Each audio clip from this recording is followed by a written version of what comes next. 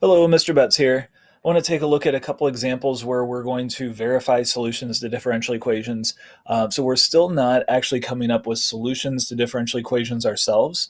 We will be doing that in the future, but right now we are given a potential solution to a differential equation, and we want to know if it satisfies a particular differential equation. So the idea here is we're going to take the function y and plug it in for y. We're going to take the derivative of the function and plug it in for dy dx. So to get started here, I am going to take the derivative. So we get dy dx is equal to, remember the derivative of the square root function is 1 over 2 times the square root.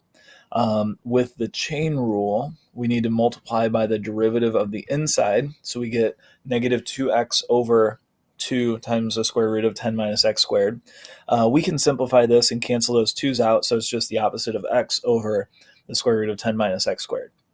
So that is going to go in for dy dx.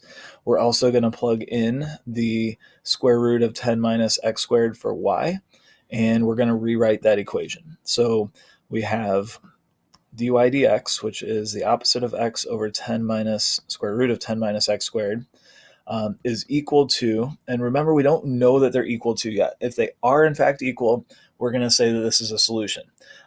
If they're not equal, then it's not a solution. Right now, we don't know. Then we're going to have, so we have negative x over, and then y is the square root of 10 minus x squared.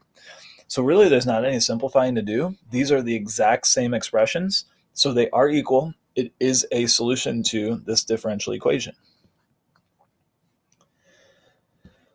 In the second example, we have a format for a function that we're told is going to be a solution to a differential equation for a particular k value, and we want to find that k value. So we're going to do the same thing we've done before. So this expression here is going to go in for y.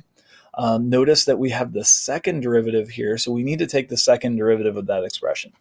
So the first derivative, using the chain rule on cosine, so derivative cosine is the opposite of sine, and k is going to be some constant, so we're going to multiply by the derivative of k times x, which is going to be k, and then the derivative of plus 4x is 4. And then the second derivative is going to be, so the derivative of sine is cosine, so we have negative k times cosine of k times x, and then chain rule, we're going to multiply by k again, so we get k squared, and then the derivative of 4 is 0. So that expression is going in here for the second derivative. So rewriting this equation, we're going to have negative k squared times a cosine of k times x plus 9 times the quantity cosine of k times x plus 4x minus 36x. I didn't give myself enough room. Give me just a second to move that. Wouldn't it be great if you could do this on your paper? So we have minus 36x equals 0. So again, we know it's a solution. We just need to find the value of k.